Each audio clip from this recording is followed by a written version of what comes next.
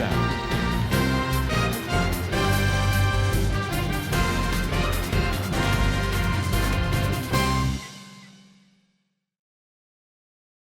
అదేవిధంగా చిరంజీవి గారు ఉయ్యాలవారి నరసింహారెడ్డి గారి జీవిత చరిత్ర చిత్రంగా చేయడం చాలా సంతోషదాయకం.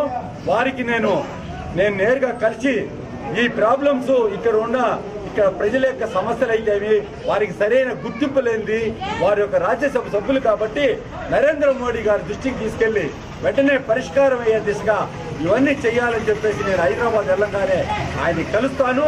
కలిసి నేను అడగడం జరుగుతుంది. అదేవిధంగా చిత్రం కూడా వారి జీవితం ఒక భావి భారత పౌరులకి ఒక స్ఫూర్తిదాయకం అయ్యి వారు మొదలుపెట్టిన తర్వాతనే భారతదేశానికి స్వాతంత్రం 1847లో వచ్చింది.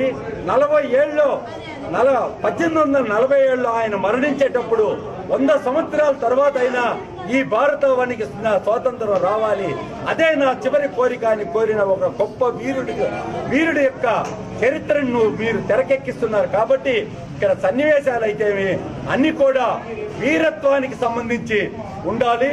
ఒక మహానటుడైనటువంటి చిరంజీవి గారు అల్లూరి సీతారామరాజు సినిమాని ఇలా స్వాతంత్ర సమరయోధ సినిమా అది ఉండింది కాబట్టి ఆ రోజుల్లో ఇలా కమర్షియల్ వాల్యూస్ లేకుండా ఆయన యొక్క గొప్పతనంగా ఉండేటట్టు ఈ భారతదేశం పట్ల ప్రతి యువత ప్రేమను పెంపొందించుకునే విధంగా ఆ చిత్రం ఉండాలని నేను కోరుకుంటున్నాను. Please subscribe. Please do subscribe. Please subscribe. Please subscribe. Please subscribe to our YouTube channel.